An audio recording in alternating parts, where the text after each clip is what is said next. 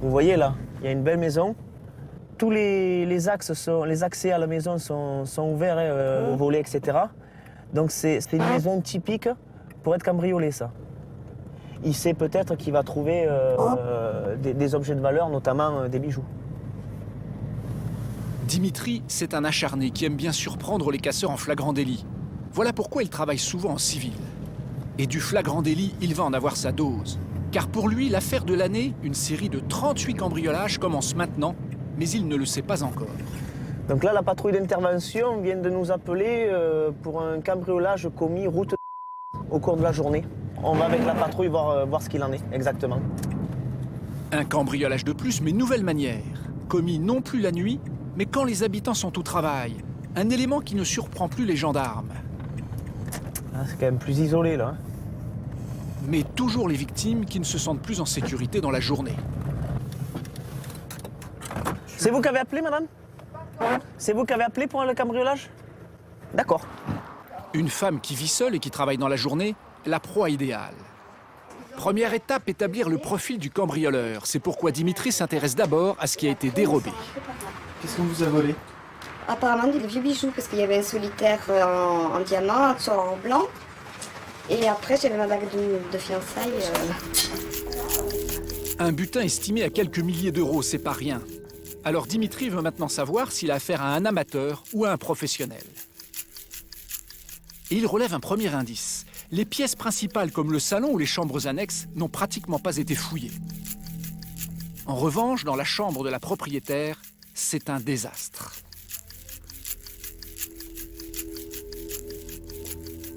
Il cherche toujours la même chose? Toujours la même chose, principalement bijoux et argent. Donc il fouille très souvent les chambres et la salle de bain. C'est parce que les femmes délaissent leurs bijoux ou dans la chambre ou dans la salle de bain. Une seule chambre visitée, des bijoux dérobés, ce sont des professionnels. Reste à savoir lesquels. Et Dimitri va tomber sur un premier indice capital pour la suite des événements. La façon dont les casseurs ont fracturé la porte. Là, vous voyez, vous pouvez le constater, il y a un serre-joint. C'est un outil qui a pu servir à fracturer la porte-fenêtre. Là, on voit là. Ici.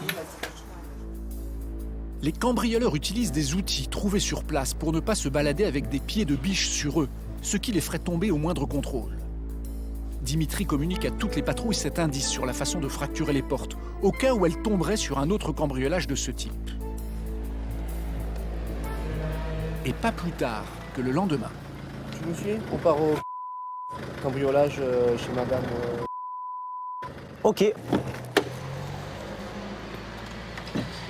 D'après la victime qui vient d'appeler les gendarmes, le mode opératoire serait le même que le cambriolage d'hier. Non, là on part sur un cambriolage. Ouais, à l'instant on vient de le savoir, là, c'est Valentin qui nous a engagés. Rue. Cette fois, les casseurs n'ont pas ciblé une villa isolée. Ils se sont attaqués à une zone résidentielle en visitant le pavillon d'une retraitée.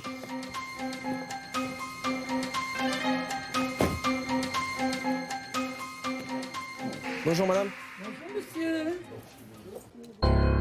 Immédiatement, Dimitri demande à ses hommes de repérer les traces d'effraction pour identifier le mode opératoire. La porte a été forcée avec une vieille pelle rouillée qui traînait dans le jardin. Ah, ça c'est important. Vous avez retrouvé la pelle? Là encore, la même signature. En guise de pied de biche, un outil trouvé sur place. Dimitri aurait-il affaire à la même bande? On va aller à l'étage, c'est là où ça a été fouillé apparemment.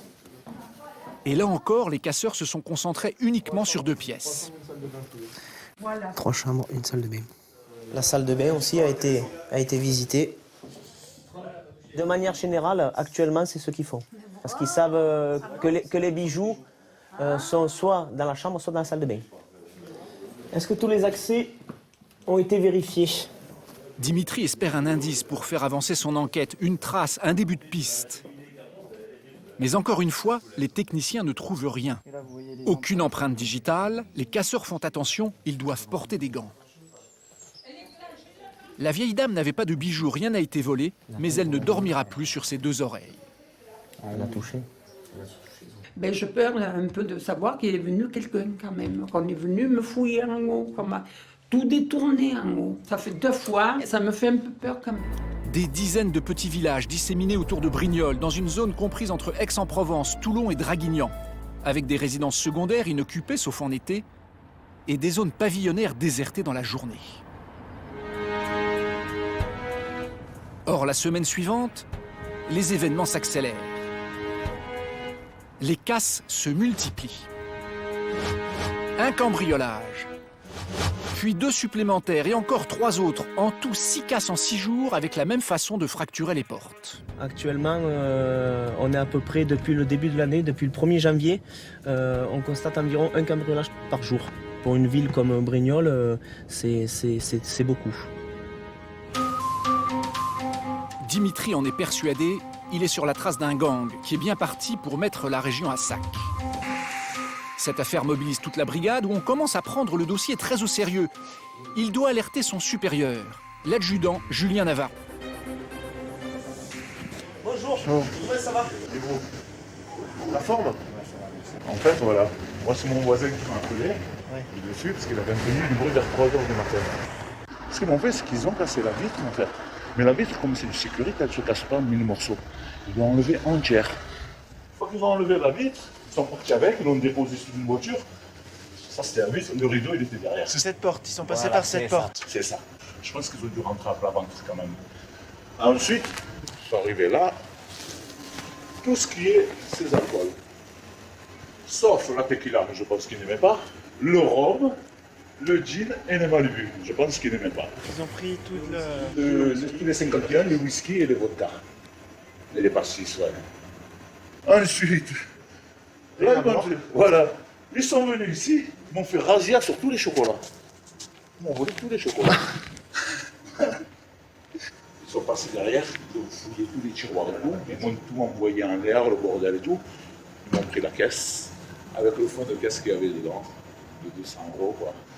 Ils n'ont rien touché d'autre. Un préjudice qu'il chiffre à environ 2000 € au total.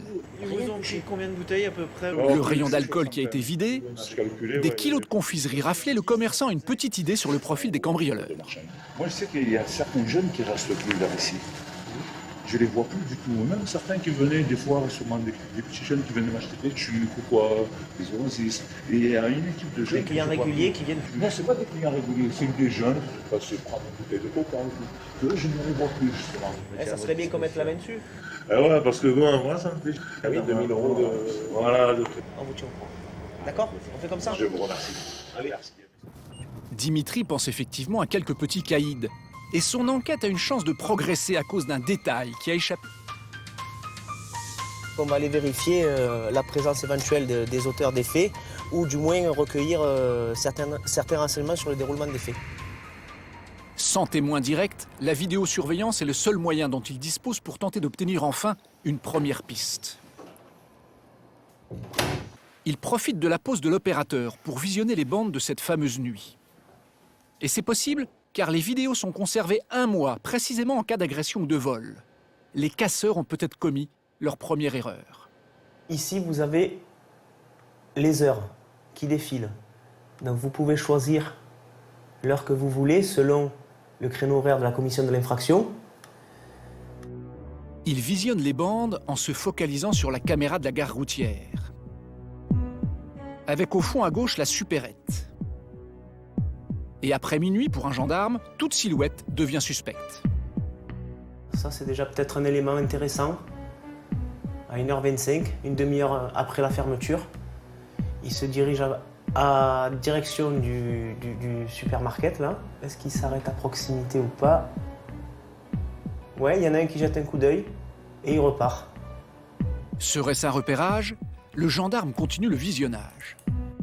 Et à 3h07, il revoit le même groupe de 4 personnes sur la gare routière. C'est plus que suspect. Dimitri croit en sa bonne étoile.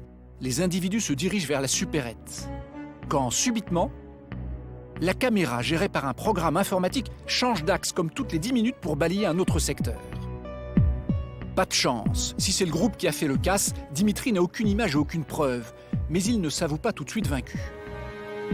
On va naviguer, on va changer de caméra, on va essayer de voir. Il jette un coup d'œil toujours vers les 3h du matin dans les rues qui partent de la gare routière. Et là, 7 minutes après avoir revu le groupe près de la supérette, il tombe sur une drôle d'image. 3h14, 3 individus porteurs de 2 sacs, apparemment bien remplis. C'est un mineur qui a tout juste 17 ans. Mais c'est déjà un petit caïd à Brignoles, condamné pour cambriolage et vol en tout genre. L'adjudant découvre aussi qu'un juge l'a placé sous contrôle judiciaire et depuis, l'individu semblait se tenir à carreau. Est-ce qu'il n'aurait pas repris du service, notamment dans les cambriolages en série, qui continuent de semer le trouble à Brignoles? Dimitri va s'accrocher à cette piste en essayant d'identifier ses complices aperçus sur la vidéo. Et pour cela, il utilise une technique redoutable, faire parler le téléphone portable du suspect. Il réquisitionne l'opérateur en urgence pour obtenir la liste des appels pendant la période des casses. Il repère vite 1, puis 2, puis 3 numéros qui ressortent tout le temps. Et sur le fichier fourni par l'opérateur, Dimitri va découvrir une autre information capitale. Chaque appel déclenche aussi un relais, un peu comme un mouchard, qui indique la position du téléphone et de son utilisateur dans un rayon d'1 kilomètre. Dimitri se lance dans un travail de fourmi, repérer où se trouvaient les portables au moment des cambriolages. Donc celui-là peut nous intéresser fortement. Ça veut dire qu'ils ont déclenché leur téléphone portable sur le secteur au moment où il y a eu le cambriolage. Ça prouve qu'ils étaient là. Donc quand on les a regardés à vue, on peut leur demander qu'est-ce qu'ils faisaient là à ce moment-là. Au terme de ses recherches, Dimitri a ciblé une dizaine de villas cambriolées où les portables des suspects se trouvaient à proximité. Et il n'est pas au bout de ses surprises. 5 jours ont passé, et pendant l'épluchage des portables, les casses ont continué de plus belle. Ah oui. Dimitri enquille les constatations. Des portes fracturées, toujours selon le même mode opératoire, avec des outils trouvés sur place. Les 2 gendarmes dénombrent maintenant plus de 15 cambriolages de ce type. Alors toutes les patrouilles ont été mises en alerte pour essayer de surprendre les casseurs en flagrant délit. Entre le haras du Val-de-Camp. Bien reçu, vous arrivez par où? Et ce soir-là, les 2 enquêteurs sont appelés en urgence. Là, 2 individus qui se cachent à la vue des passants. Donc les gens ont appelé et ça peut correspondre aux individus qui nous font les cambriolages. D'autant plus que c'est toujours sur le village de là où on a été impacté à plusieurs reprises. Donc il se trouverait entre le haras du Val-de-Camp. Oui, reçu, on arrive. À moins qu'on les trouve porteurs d'objets qui peuvent les mettre en cause, ça va juste être un contrôle. Les gendarmes arrivent à retrouver en pleine nuit les 2 individus. Et la surprise, un des 2 rôdeurs n'est autre que le suspect numéro 1, identifié sur les vidéos du casse de la supérette. Lui et son copain sont soigneusement fouillés, mais ils n'ont ni butin ni outils. Parce que c'est un chemin qui est discret ici. Vous n'habitez pas dans le secteur, vous faites quoi sur ce chemin? Non mais vous savez pourquoi on est parti à Toulon. Oui, Toulon c'est là-bas. Non mais ici on est parti à Toulon. Ouais. On a tapé du stop. L'adjudant s'intéresse de près à son complice. Peut-être fait-il partie de la bande. Et le gendarme se demande alors combien il pourrait être en tout. En attendant, il n'a rien contre eux. Il doit les relâcher. Bon. Donc le principal suspect qu'on a, c'est celui qui a la casquette. J'ai regardé son sac et à l'intérieur, il y avait une paire de gants. Voilà. Ça peut tout à fait servir à dissimuler les traces sur les cambriolages. Le deuxième individu qui était avec lui, il est connu aussi de nos services. J'ai déjà eu en garde à vue pour des faits de violence, des faits de raquettes. Le fait de savoir qu'ils sont ensemble dans un quartier résidentiel où on a beaucoup de cambriolages, c'est pas anodin, quoi. Pourquoi vous les avez pas... Parce que j'ai pas d'éléments, là, j'ai rien. Ils ont rien sur eux, je les ai pas vus en train de facturer une baraque. Je vais faire un peu une investigation là-dessus, mais j'ai rien qui me permet de... Là, tout de suite... Cette fois-ci, les voleurs sont revenus dans le centre-ville, pour un cambriolage encore plus audacieux. En fin de journée, pratiquement au vu et au su des voisins. Une infraction porte commune. C'est là que Dimitri va prendre conscience de l'ampleur et de l'organisation de la bande de casseurs.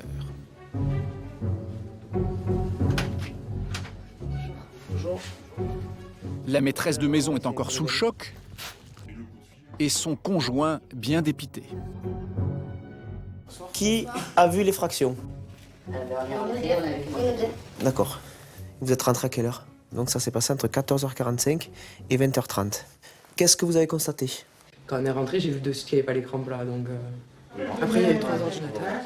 3 ordinateurs? Ouais, portable. Il y avait de l'argent liquide, il y avait 450 €. Voilà. Après, là, il y avait un panier comme ça, avec des chargeurs et tout, des ordinateurs. Donc ils ont pris carrément le panier? Ils ont pris carrément le panier. Et pareil, dans la salle de bain, j'avais un sac casino où j'avais plié mon linge. Et ils ont renversé le sac et ils ont laissé le linge, ils ont pris le sac sûrement pour mettre des trucs dedans, quoi. Mais les casseurs ont voulu trop en faire, c'est ce qui va les perdre. Un des membres de la bande aurait réalisé un repérage pas très discret quelques jours auparavant. Apparemment, ça serait... Le présumé voleur d'autoradio. Il est aussi suspecté dans plusieurs affaires de cambriolage. Serait-ce lui le conducteur de la voiture? Le garagiste très observateur va fournir un détail crucial. Et nous, on avait repéré la voiture, j'avais pris l'immatriculation. Super, bonne réaction. Merci. Au revoir. Il leur suffit de rechercher l'immatriculation dans le fichier des cartes grises.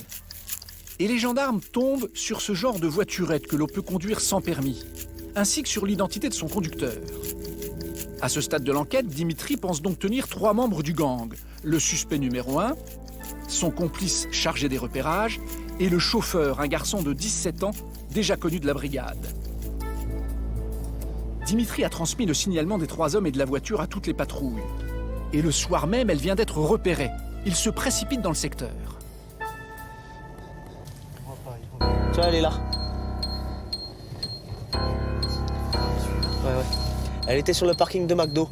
Ils sont en train de démarrer, donc on va essayer de procéder à une filature, voir où c'est qu'ils vont et leur point de chute. On va la croiser là, baisse la caméra. La voiturette revient dans le centre-ville.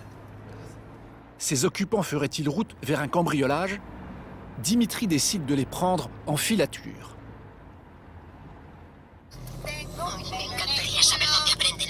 Allô? Il y a 2 individus. Un de corpulence assez petite, parce que vu la taille du véhicule, on voyait que sa tête, et un autre beaucoup plus grand. Seulement filer à petite vitesse dans les rues désertes de Brignoles n'est pas chose aisée. Dimitri, même en voiture banalisée, risque vite d'être repéré. C'est bon, t'inquiète pas, j'ai décroché là déjà. Et s'il a décidé d'abandonner la filature, c'est qu'il a une bien meilleure idée en tête. Le lendemain à la brigade, il a trouvé la parade. Un dispositif électronique de géolocalisation qu'il ne souhaite pas dévoiler. Il a installé sur son ordinateur un logiciel qui lui permet de suivre tous les déplacements de la voiturette en temps réel dans toute la région. Il va ainsi pouvoir faire des rapprochements entre les cambriolages et les déplacements de la voiture. Une voiture sous surveillance, des factures de téléphone épluchées, des vidéos en pagaille, les 3 suspects sont dans le collimateur. Mais avant de serrer la bande, Dimitri veut identifier le 4e homme repéré sur la vidéo. Dans tout gang organisé, il y a toujours un receleur, c'est-à-dire un individu chargé d'écouler la marchandise volée. Ah ben, je connais le gars, hein. C'est un des individus qui est formellement identifié au cours du premier cambriolage. Le suspect numéro 1, celui déjà repéré sur le casse de la supérette. C'est lui qui aurait été chargé d'écouler les bijoux volés. Tiens, viens voir, regarde l'image et dis-moi qui c'est.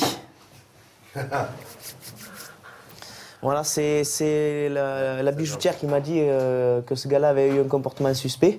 Et là, comme par hasard, c'est l'individu que nous avons formellement identifié correspond à celui qui va, dans une bijouterie, se renseigner pour le prix de l'or. Donc il y a quand même, oui, un lien direct avec les faits. Encore quelques investigations comme ça, puis c'est bon. On n'a plus rien à faire. On les convoque et puis on les met en prison directement. Voilà, comme ça, c'est bon. C'est bon, allez, je te fais le PV. Allez, c'est bien parti.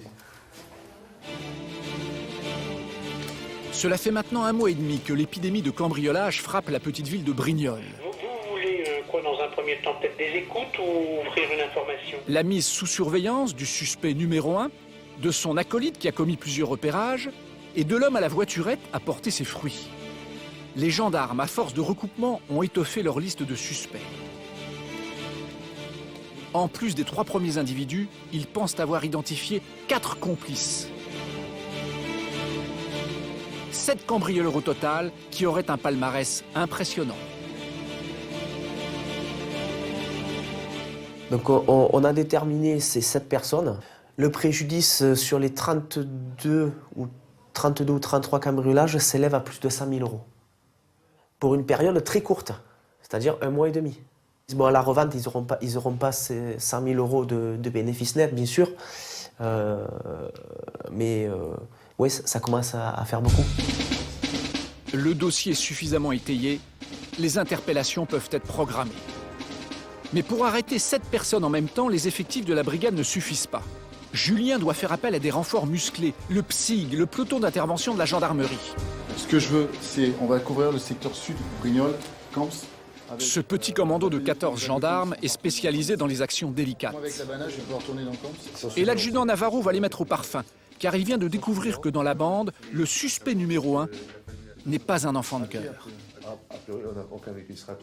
Alors, et parmi les personnes qu'on a là, en principe, ils sont pas spécialement connus dangereux, mais pour info, il n'est pas épais, il n'est pas dangereux mais d'un autre côté, la dernière fois qu'il a été interpellé, il préparait un vol à main armée et il avait un fusil à canoncier. Hein. Ils sont complètement azamutés, c'est-à-dire qu'ils n'ont aucun repère.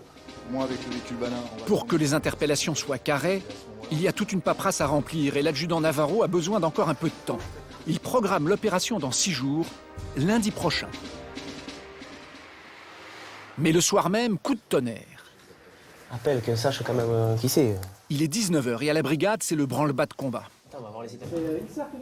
À l'autre bout du fil, des gendarmes de la Roque-Brussane, la ville voisine. Ils viennent d'interpeller en flagrant délit de cambriolage une partie de la bande. Confirmé. Ce qu'on avait. Ouais, prénom. C'est celui-là qui était venu là. Oui. Son prénom. Ok, d'accord. C'est ceux sur lesquels on travaillait. Sur les 7 membres du gang, 3 viennent d'être arrêtés par une autre brigade. Si les 4 complices restants l'apprennent, ils risquent de disparaître dans la nature avec le butin. Et toute l'enquête de Dimitri pourrait se dégonfler. Je suis dégoûté. Alors pour éviter ça, l'adjudant va tenter une opération risquée. Remettre en liberté les 3 interpellés afin de ne pas éveiller leurs soupçons et arrêter toute la bande en bloc un peu plus tard. Mais c'est un plan audacieux. Il lui faut l'autorisation de la justice. Il va tenter de mettre dans le coup la procureure. Le souci qu'on a, c'est que bon, le dossier n'est pas tout à fait clos de notre côté, vu qu'on avait prévu de taper lundi. Donc on n'est pas tout à fait prêt, que ce soit d'un point de vue matériel comme au niveau procédure, pour pouvoir traiter tous nos objectifs maintenant. Et on voulait voir, je voulais en parler à monsieur voir s'il y a moyen de... Écoutez, je vous remercie, madame la procureure. Merci. Oh. Elle trouve effectivement que c'est dommage et puis qu'il vaut mieux qu'on ait un dossier carré. Elle est derrière, elle m'a dit elle-même, elle m'a proposé, elle m'a dit donc en gros ce qui serait bien, c'est qu'on les remette en liberté. J'ai dit oui, sachant qu'on la prend la décision. Donc elle aussi, elle pense que c'est mieux. L'adjudant et Dimitri ont gagné, mais ils n'ont pas le droit à l'erreur, car si les suspects remis en liberté ne sont pas repris et commettent d'autres cambriolages, cela pourrait barder. Et le lundi matin, Dimitri est sous pression. C'est le commandant de la compagnie en personne qui va diriger les opérations pour être sûr qu'aucun des casseurs ne puisse s'échapper. Il en va de la réputation de la brigade. Il est exactement 5h15 à 5h45. Dernier délai, je veux la mise en place des binômes d'enquêteurs. L'opération démarre. Reste à espérer pour les gendarmes que la bande ne se soit pas évaporée dans la nature. Le peloton fonce sur son premier objectif. Un des hommes de main du supermarché inconnu de la brigade. Il n'a jamais été arrêté jusqu'ici. Toi, c'est à l'opposé. On tape les 2 étages en dessous, là. Allez, c'est bon, les gars, on débarque. Tout repose sur l'effet de surprise. Il faut cueillir le suspect au saut du lit. Le commando a repéré les lieux. Le bâtiment est cerné. Le voleur présumé ne peut pas s'échapper. sauf imprévu.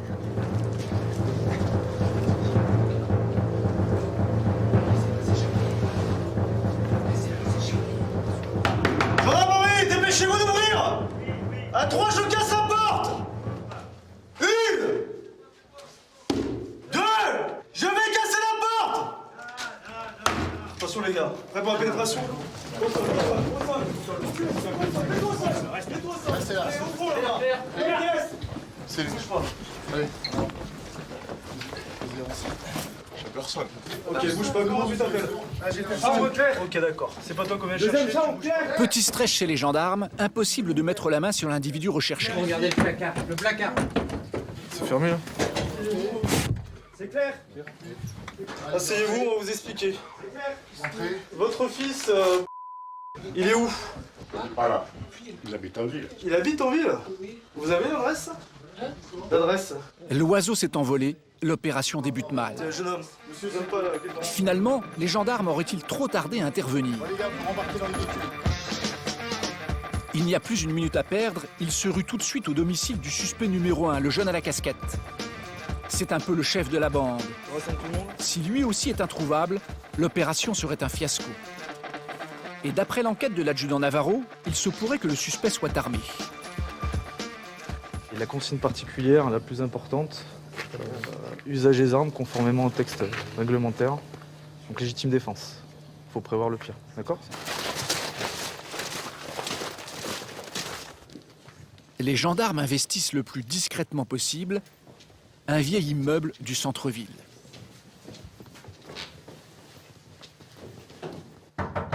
Gendarmerie! Vous ouvrez!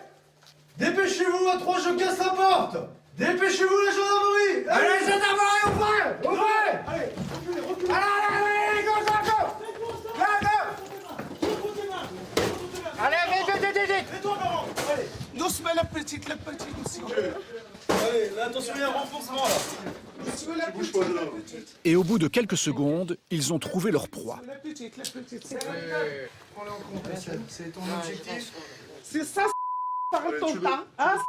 Madame. La mère comprend vite la situation et se met à invectiver son fils dans un français approximatif qui échappe aux gendarmes. Vous ne parlez pas... Parle avec le PJJ, avec les gendarmes, avec le juge, avec ton... S'il vous plaît, madame. C'est ça, oui, ça, filez les lettres pour le juge. Le suspect est suivi par un juge des mineurs puisqu'il a déjà été condamné pour cambriolage. Et sa mère est furieuse de voir que malgré tout, il est à nouveau interpellé. Je connais mon fils. Nous aussi, on le connaît. Vous avez un avocat ou un avocat d'office? Un commis d'office, vous connaissez bien. Comment ça fonctionne? De toute façon, vous avez déjà été placé en garde à vue. Très bien. Bon, mais écoutez, je... Maintenant que le suspect est menotté, il ne peut plus s'échapper. Les gendarmes vont alors se diviser. Une partie va perquisitionner le modeste appartement et un autre groupe repart en intervention pour cueillir le deuxième suspect. Bon les gars, vous rembarquez dans les véhicules. Rendez-vous au prochain. Attends, il est 6h30. 6h39, on est, par rapport à nos prévisions, on est en avance. Cette fois, il s'agit d'interpeller le membre de la bande qui était aperçu en train de faire des repérages avant les casses. Il est suspecté d'avoir été là lors du cambriolage de la supérette. Les gendarmes vont encercler le pavillon. Côté jardin, afin d'éviter toute fuite. Et côté rue, pour bloquer la porte principale.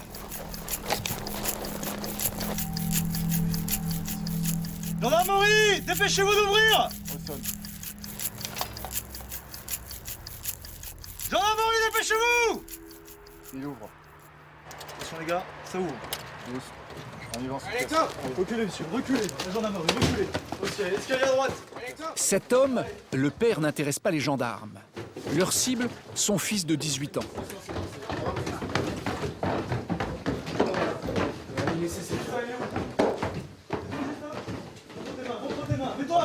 Mets-toi à plat ventre, montre-toi notre main. Ok, tu bouges pas. C'est bon, c'est serré. Objectif interpellé. Ok, les enquêteurs qui vont venir, ils vont t'expliquer pourquoi on vient te chercher ce matin. Dimitri prend en charge ce membre de la bande, car d'après son enquête, il serait un des plus actifs. Donc on vient te chercher parce que t'as fait quelques conneries? Le gendarme veut profiter du choc de l'intervention pour tenter de le faire avouer tout de suite. Je vais te notifier la mesure. Donc on va effectuer une perquisition à ton domicile, notamment ta chambre, d'accord? T'as des objets qui proviennent de cambrios ou pas? Oui? Voilà. On va établir une relation de confiance, pas besoin de perdre du temps. Si tu veux me dire les endroits, ça évitera de... Ici?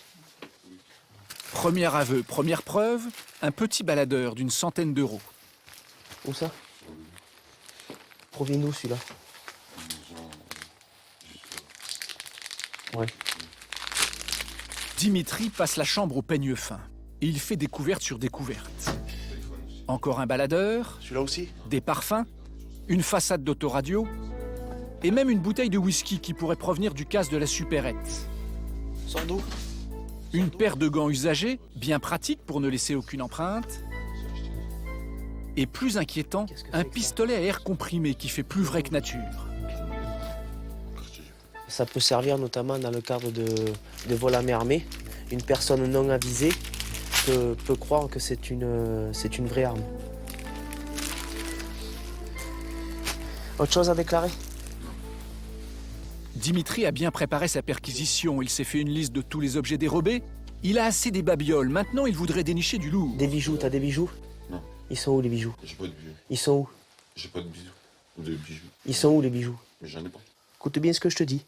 La seule chose qui peut que tu n'ailles pas en prison, c'est ça. Que tu assumes tes responsabilités et que tu me dises tout, exactement tout ce que tu as fait et les objets où ils sont.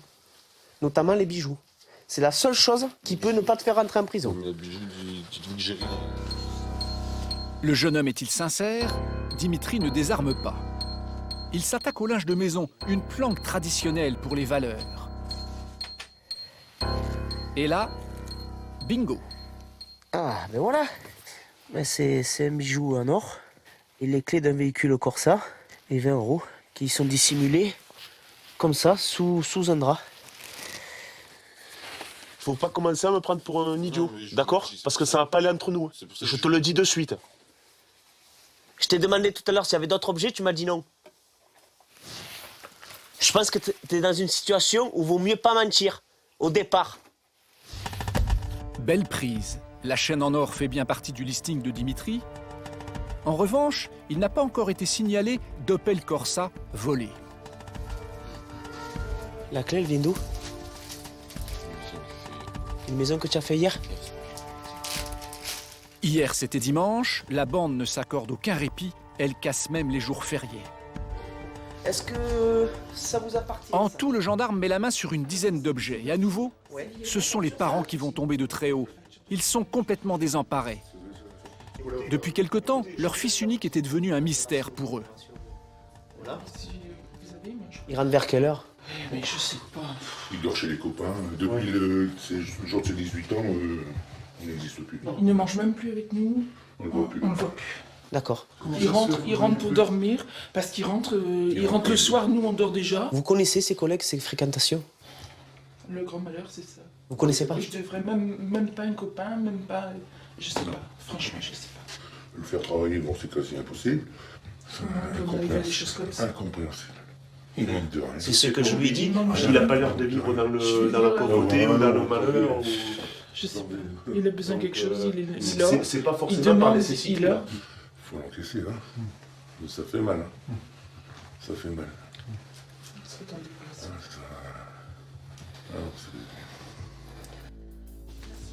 Le suspect étant majeur, il est seul responsable de ses actes. Il risque donc de la prison pour ses forfaits. La perquisition aura duré 2 heures et elle a été fructueuse. Mais les suivantes le seront-elles autant? Le peloton d'intervention n'a pas assisté à la fouille. Il s'est immédiatement rendu chez le 3e suspect.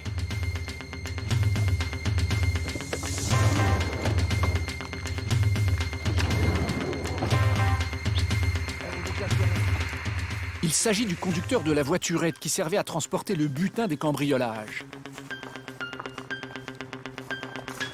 Allez, on y va. Allez, go, go. Les gendarmes attendent beaucoup de cette interpellation dans cette maison nichée au fond des bois.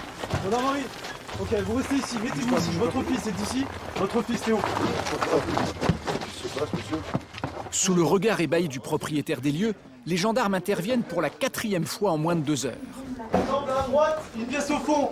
Je suis à droite. Pousse. Bouge pas. Viens. Au sol.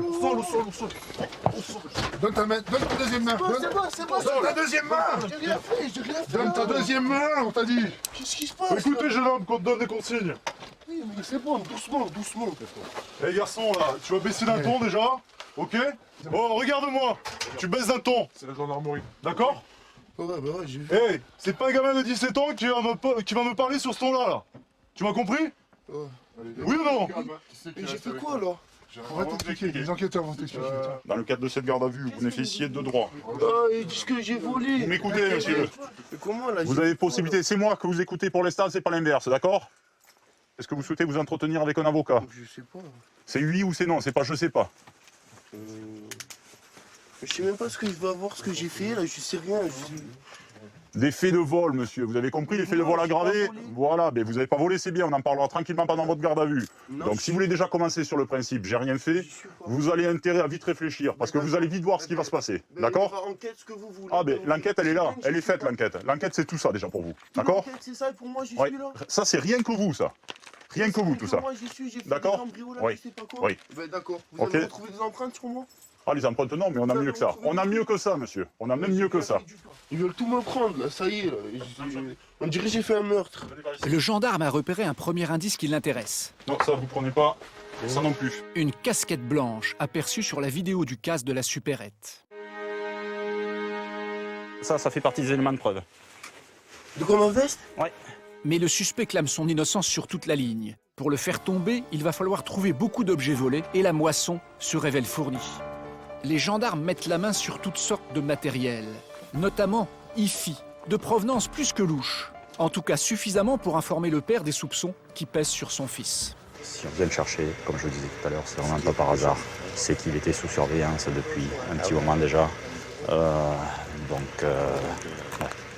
Donc il a été vu, reconnu sur des cambriolages, localisé sur des cambriolages. Et donc je ne dis pas que c'est le meneur du groupe, hein, mais il fait partie du noyau dur en quelque sorte du groupe. Voilà. Ok. On est très bon là. C'est bien. Ouais, c'est bien. Ah, on était dans le vrai, c'est bien ce que j'ai dit au départ. Il est où, je suis? On est dans le bon là. Hein? Et viens voir. T'as vu les bijoux à côté? Ouais, c'est pour ça que je te dis ça. On a T'as trouvé ton mot. quoi toi là? T'as une chaîne en or, 20 € et la clé d'une Opel d'hier. Là, celui-là, il est volé. Encore une grosse journée, voire 2 pour demain, les présentations au tribunal. Et après, ça sera bon, on pourra respirer un petit peu. En attendant leurs auditions, les interpellés vont mijoter dans les cellules de garde à vue. Or, le suspect numéro 1, déjà enfermé, essaie d'influencer ses copains. Taisez-vous! Dis-leur que t'es innocent! Eh oh! Ils me croient pas, Taisez-vous! Dis-leur qu'on te croit! Ils me croient pas, tu vois pas? Oh, te fais pas emboucaner! Taisez-vous! Le premier à être interrogé est le suspect interpellé par Dimitri, qui avait déjà commencé à avouer lors de la perquisition. Mais va-t-il reconnaître le casse du supermarché? Le gendarme sort ses atouts-maîtres, des photos issues de la vidéosurveillance. Vous vous regroupez juste avant de commettre le cambriolage place Robinet, là en haut, là, les 4 là. Et surtout, à 3h15 après les faits, vous êtes 3 à partir place des Caramis. Je t'ai dit qu'il faut aller assumer tes responsabilités, garçon. Qui a participé à... Alors, il y avait... Moi. Son collègue. C'est qui, son collègue? Je sais pas qui c'est. Ouais. Le jeune avoue sa participation et balance le chef de la bande, mais il refuse d'en dire plus. Alors Dimitri va tenter un coup de bluff. Je les connais tous. On les a en photo, on sait qui c'est. Pas besoin de dire c'est des collègues. Parce que c'est ton audition. Mais j'ai pas envie de le dire, moi, j'ai pas envie. Mais parce que c'est ton audition. Ça m'arrange pas de balancer le collègue. Mais tu balances rien du tout, on sait qui c'est. Ben voilà, pourquoi vous me demandez? Parce que c'est ton audition, garçon. C'est ton audition. Tu crois que ce matin, t'es allé chercher qui? On vient pas chercher les gens au hasard. Hein. Il n'en dira pas plus. C'est suffisant pour tenter de confondre le suspect numéro 1. Mais les gendarmes vont tomber sur un os. Le chef présumé de la bande se défend comme un beau diable. Avec à ses côtés, comme il l'avait demandé, une avocate commise d'office. Il vous met en cause pour avoir commis un cambriolage au préjudice de la super. Donc lui, il vous met en cause, il dit que vous avez participé au fait. Donc qu'est-ce que vous avez à dire là-dessus? J'ai rien à dire parce que j'ai pas commis ce vol. Le 10 janvier 2012, au cours du cambriolage, il était dérobé 3 montres, 2 colliers et un bracelet et un sac plastique qui contenait un téléphone portable et un appareil photo numérique.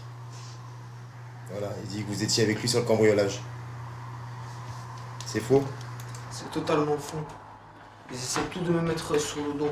Là, il y a combien de filles là qui me disent moi, ils me remettent tout sur moi. Moi, je suis pas comme eux, donc je vais pas remettre les choses sur leur dos. Je dis que je suis innocent, c'est tout. Il y a toute participation. Alors vous êtes quand même reconnu sur des vidéos, vous êtes reconnu par des victimes. Vous avez quand même des antécédents de vol. Bon, voilà, on n'est pas. Et en plus, chez vous, on retrouve quand même aussi un objet volé. Hein, une montre qui a été dérobée sur un cambriolage. C'est vrai qu'avant, je faisais des conneries. Mais maintenant, j'ai arrêté les conneries. D'accord. Alors, je suis innocent, c'est tout. Je suis innocent sur tous les faits. Tous les faits qui sont là, je sais pas si c'est un complot ou je sais pas qu'est-ce que c'est. Sur tous ces faits-là, je suis innocent, c'est tout. Ils savent que je suis connu pour cambriolage, et c'est tout. Sur tous ces faits, je suis innocent. Sur tous ces faits, je suis innocent, c'est tout. Je suis innocent, c'est tout. Le jeune suspect n'a rien avoué. Mais les gendarmes ont semé la zizanie dans la bande. En sortant, il passe devant le bureau où se trouve son copain qui l'a dénoncé. Les insultes fusent. Au balance, ça. Ah, ça, faut noter ça.